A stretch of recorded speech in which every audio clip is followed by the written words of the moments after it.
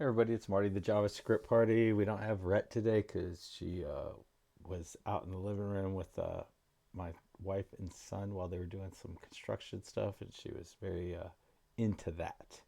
So I think she had her fill of socialization and all that of the day. She's fairly, like, I think she likes, in a 24-hour period, she likes to have about 2 to 3 hours of socialization, direct interaction type of situation. She's, for the most part, she likes to have her privacy.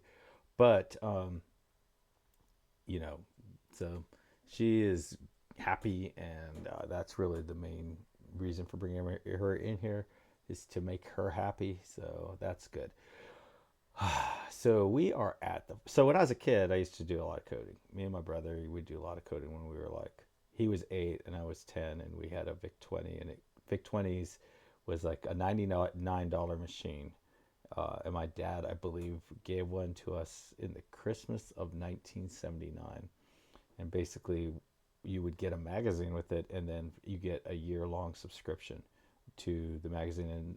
And these magazines, they would have code that were, it was like 10, anywhere from like 1 page of code, maybe 30, 40 lines, to like thousands of lines of code over 10 or 15 pages. And we would literally just type in the code and all that. And that's kind of how it all got started. But, and we would spend hours and hours and hours and hours, like maybe sometimes 10 or 15 hours making like these little, like, oh, you go through the left door, you have 4 doors to, you could climb the mountain or go on the hill, like all these different little scenarios, and they were like little games, and you could choose what was going on. And I'll never forget that probably one of the best experiences, moments of my life, was when we discovered the random number generator. Because like we would literally spend like 15, 20 hours writing, building these little adventures in the code, and then if we could get one of our friends to the house, we would get them to go through the adventure, and it was just the best. But once the random generator, when random number generator came along, then it was kind of like we could play too, because you never knew what the right door was going to be and all that. It was purely random, and that made it a lot more fun. Um, but the point was is we would spend like 15, 20 hours for an hour of fun, and it was worth it. Because and that, I think that's where I got to where I am now.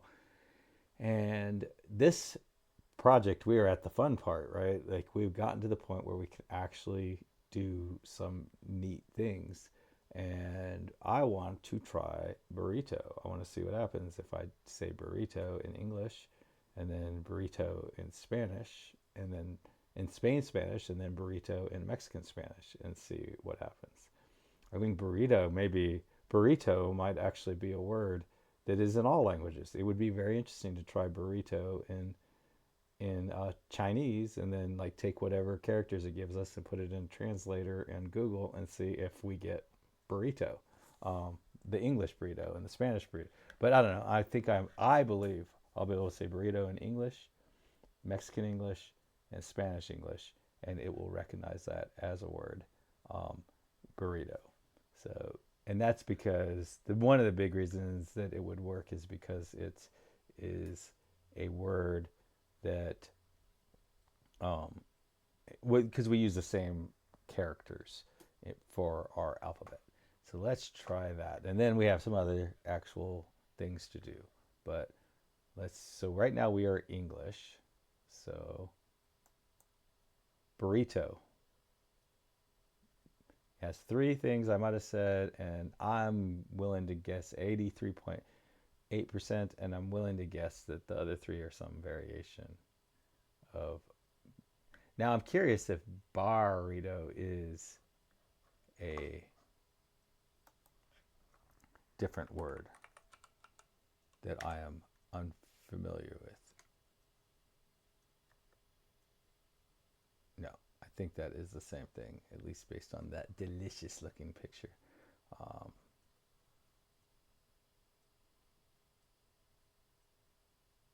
so apparently there's a kind of language, though, that are around 20 different Austronesian languages of Indonesia. Wow.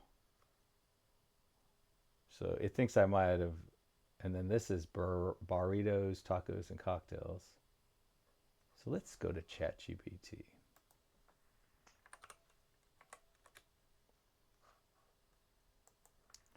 Um, Barito.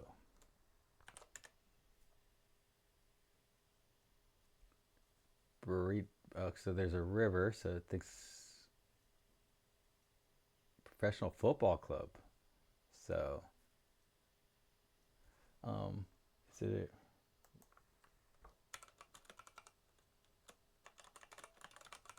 considered kind of food? No,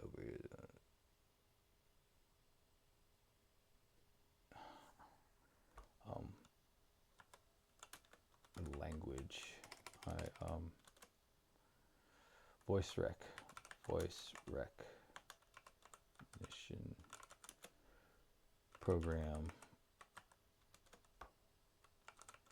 Thought I might be saying Brito instead of BR. Is that spelled right? Burrito. Then I Googled Brito and there were lots of images of Burritos.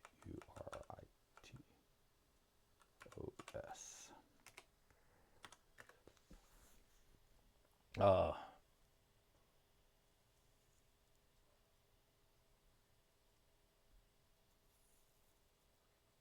so yeah, so I guess it is possible that I was talking about the town. It would be interesting to also now try and see. Here's where it'd be nice to know. So as we kind of go down this experiment, this is where it'd be nice to know what language I was dealing with and what the count was, the total possible count was. But I'm going to try this now. Uh, eat burrito. Yeah. Eat burrito. So, wow. Had 8. But it was all like variations. Well, see that it did went with burrito again though on that one. Um, but it had a bunch of variations on the spelling of eat, which is weird. Um, and I don't know, ITT for it. Maybe somebody likes to say that. I'd like to eat burrito. Um, would you like to eat burrito? Anyway, so that's fun. All right, so now let's go ahead and change it to Spanish. And we are going to go with Espanol, Spain Spanish, instead of um, only because it comes first in the list. Um, Burrito. Whoa, that blows my mind. It's crazy. Wow. So yeah, it thought I might have said pretzel, but it thinks I said pretty. 85% chance that I said pretty if I say burrito in Spain Spanish. I'm going to try it one more time. Burrito. Burrito. Yeah, so the concept of burrito, I guess, yeah, is not in Spain. That mind blown. Now let's go with Mexican Spanish. Burrito. Same thing. Burrito. Yeah. Now I can't get it to. Now let's go back to English. Sometimes you don't know nothing. Because that, yeah, I would never have guessed this. Oh, you know what? Let's go to Mexican. And then eat burrito. It pretel. It pretel. but it got 21 variations. And then it's so funny because I just take all these zeros now for granted. Like this is just all for granted. That you don't get anything. You first one is the only thing you get a confident. It Richard. Et pretel. It prostel. I wonder what that means in Spanish. And see, I already forgot if this is Mexican Spanish or Spain Spanish.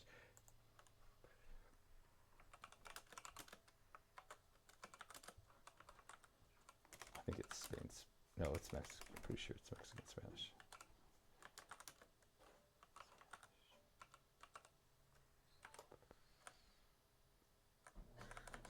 Put that in quotes.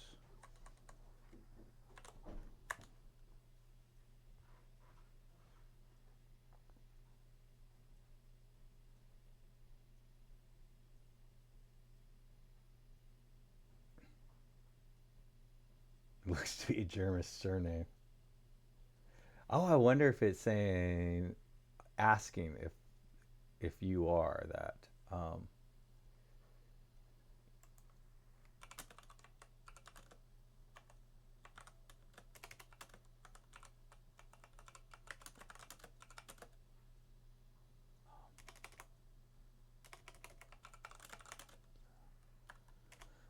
With the language to okay, let's just double check that this is in fact Mexican Spanish. Yeah.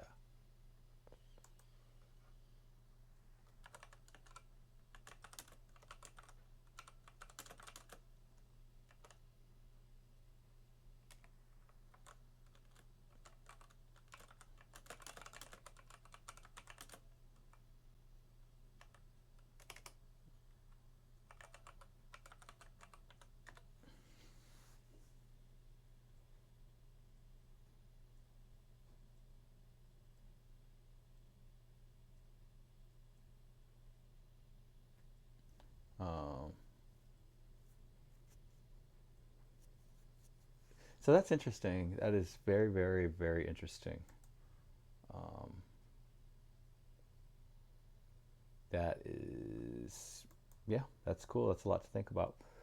All right, so what do we want to do next? I think next in this list, we need to know what the language was. So let's at least get rolling a little bit on that.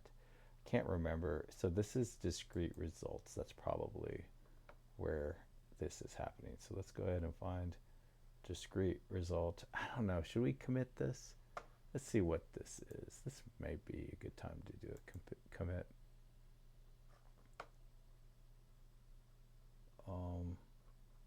Just before we get moving too down, I think do we want to keep this console log? Yeah, I think we want to keep the console log. I hate committing console logs, but true. And then this was a bunch of stuff around that. So I think oh wow, so I think this is, okay, so this was all about being configured. Yeah, so everything so far has been about configuring. I don't know why this is a change. Oh, because it's a brand new file. And that's brand new. And then there's that. And there's that. Yeah, let's go ahead and commit this. And this is going to be video 84.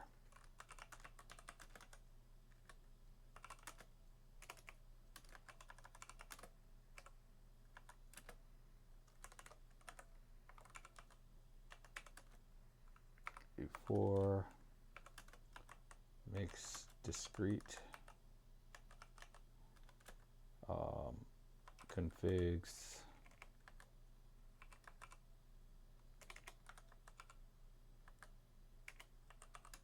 configurable.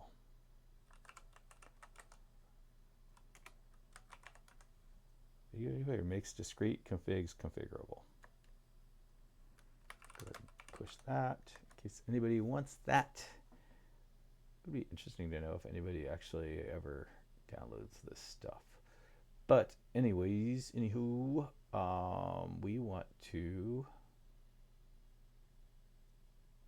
add a column, and I believe it's in discrete results. Yeah, text. So up here we're going to want to say, let's go ahead and multi-line this bad boy. And this is our hope, is to add language. I think language should be first.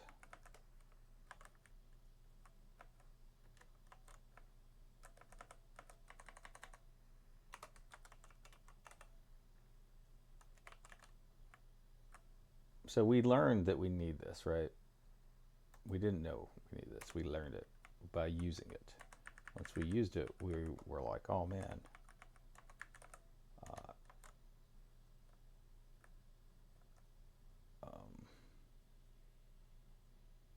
Oh wait, this is not right. See, I messed up. We want it up here. Transcript, confidence, and count. Now the easiest way to figure this out would be to look for this word. That's how it was for like the first 20 years of me working, is go find a word and do a search. And then for like literally like 10 years, that never worked anymore because everything was multi-language. And then now I haven't worked on a multi-language application in like 10 years again. So it is absolutely amazing how things go. And whenever I watch the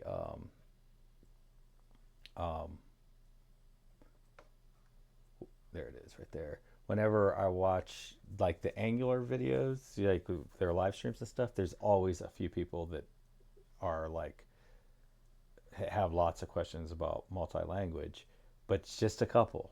And yeah, so there's a few people that truly need multi-language, but most people, it's just unusual to need multi-language. And honestly, it's only, okay, so you may need multi-language, but you don't need that multi-language. You don't need just like a lift and shift of the exact translation of words, because most things don't work that way. So if you need multi-language, I would say probably 70% of the time, if you need multi-language, you just need a whole different website that's dedicated to that language, because the cultural and other differences, the way the languages lay out, the way they set up all their nouns and verbs and all that kind of stuff is so dramatically different that you just can't do like oh, I'm just going to change this word for that word. It just doesn't work. But then, and then, you know, so it's only a small percentage of the time that it would make sense to even do a direct shift. And then, and most of them, it's so trivial that there's no reason to use some complex scheme for it. If it is, you know, like if it's like literally, I have a website and it just tells you the temperature of the Eiffel Tower, and that's all this thing does. Then, like, if it's just temperature, then, you know, why would you include some complex scheme? But anyway, so now we're back. That whatever that was gone. Every website I worked on had like multi-language support with only one language, and we would have to do all these weird codes and stuff. But so we want transcript. We want this to be language.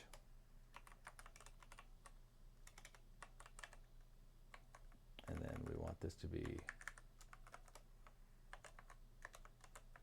possible.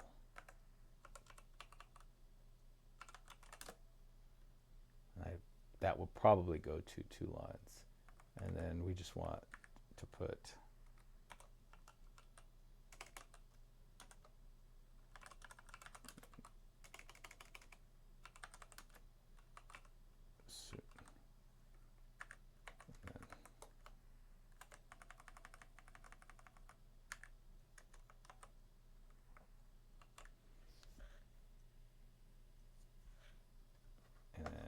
By default, it's English. It would be kind of nice to know what it is here, but it doesn't matter.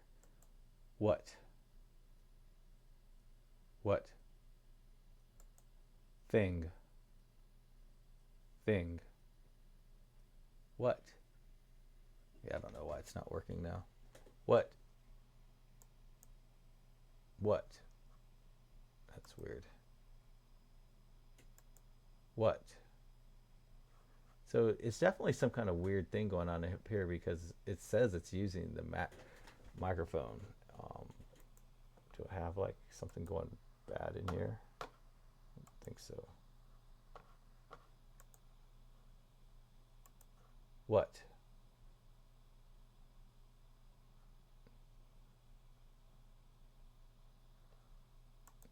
Thing.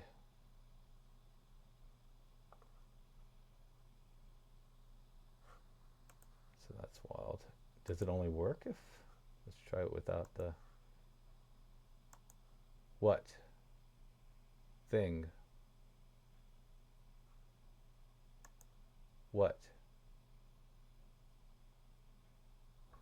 Yeah, so it doesn't seem to be working on the first try for some reason. That could very well be a bug. Bug. Yeah. No, I don't think it's a bug. I don't. I think. Well, not a bug in any of the code that I've written. Um, I'm not sure why it's not getting it the first time for certain words. I remember for a while there we couldn't get. What was the word? There was a word that we would say, and every time I would say it, it was like, it would just like not respond. And I think what might have been the word. But anyways, yeah, so basically the language is coming soon. So what we want, I think, is our discrete service results. So let's go ahead and go to that definition and go back over here. So this is a discrete result.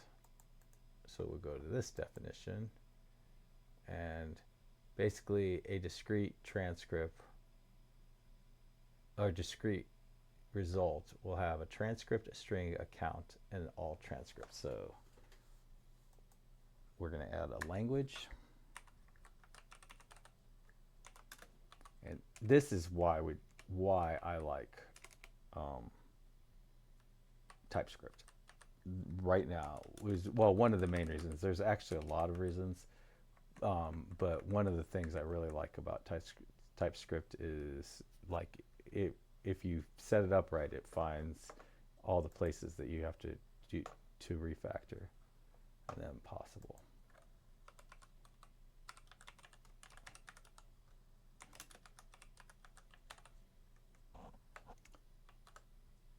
I'm very confused because it's been coming out that there's like this massive improvement in TypeScript that's going to be out in about 2 years that makes TypeScript like 200 times faster, and I don't understand what that means because like to where? I mean, the browser doesn't ever get the TypeScript, so where is it faster? I'm not challenging. I'm just curious where that happens. Okay, so basically over here we have the result transcript. Now I would imagine that we are on our, what is happening here? This is on result. So in here, I think we do know the discrete language and the max alternatives. So it seems like we can just say our language and this dot discrete language. And I don't know if it can, we might have a scoping issue here. And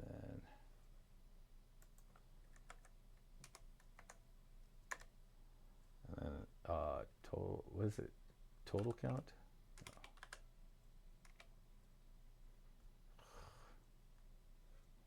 I'm just gonna hit Alt back. Possible count.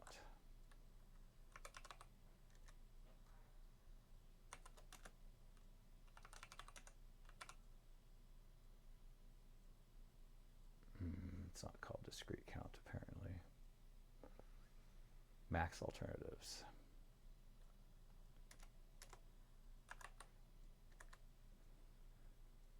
Is there some value to making these the same? Maybe. Yeah, let's go ahead and do this and change this to max alternatives.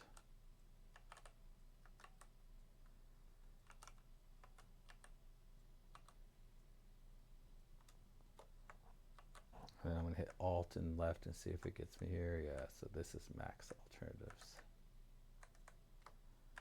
I believe there was also a template.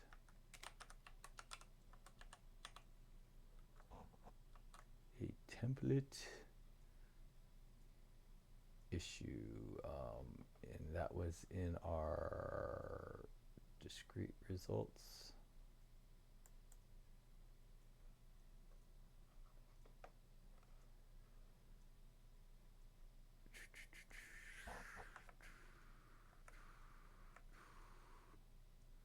There we go.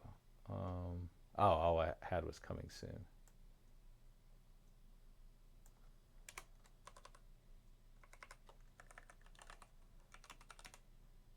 Dot language. That, it's hard to tell like what like the alternative reality would have been on that if we didn't have TypeScript, but that would, I can just tell you from experience, that would be much harder. Now I don't know, it's maybe not working yet. Bug.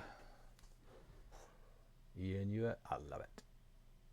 Possible count. Okay, so max. Max is definitely a better.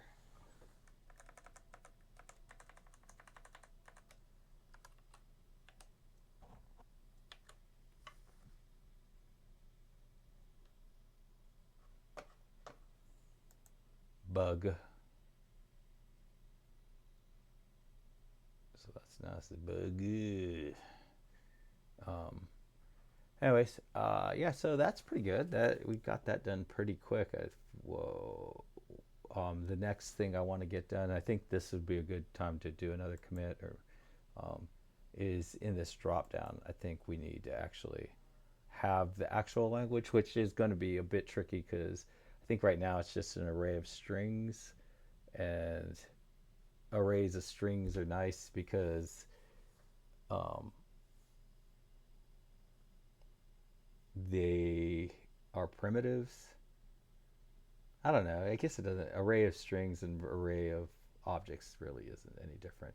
Either way, like if they change, I have to be able to recognize it, and it's not something that I plan to change. So I guess it makes more sense. So, but basically, we need to add a language sort of thing here, and maybe it makes sense. I guess it makes sense to make that just like a lookup. There's no reason to pass that around, and so then I can just look up what the ENUS maps to, and then or a map, and then use that to uh, be able to pull that. I don't think it's that big of a deal because you've just said it, so there's no reason I don't think to. It's not worth. There's no.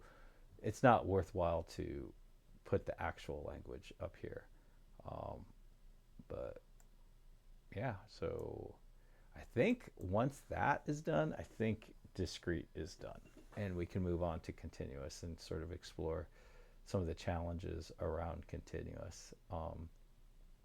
Or maybe we'll go to API next. I don't know.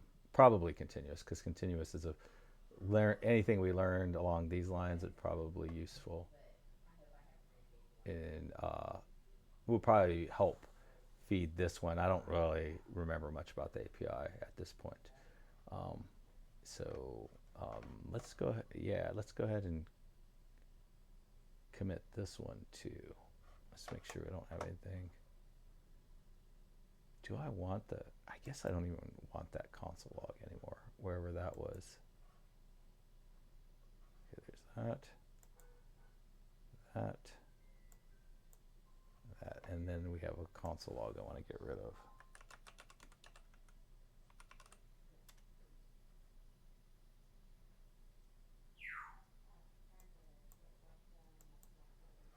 All right, so let's just go ahead and get rid of these. We may bring them back one day, but the moment we are not. Count mouse over. Yeah, I definitely don't think we want that.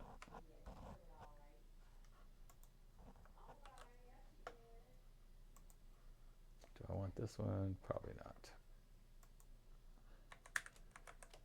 All right. So get adult. This is also video 84. Get -m video 84 shows language discrete language and max count.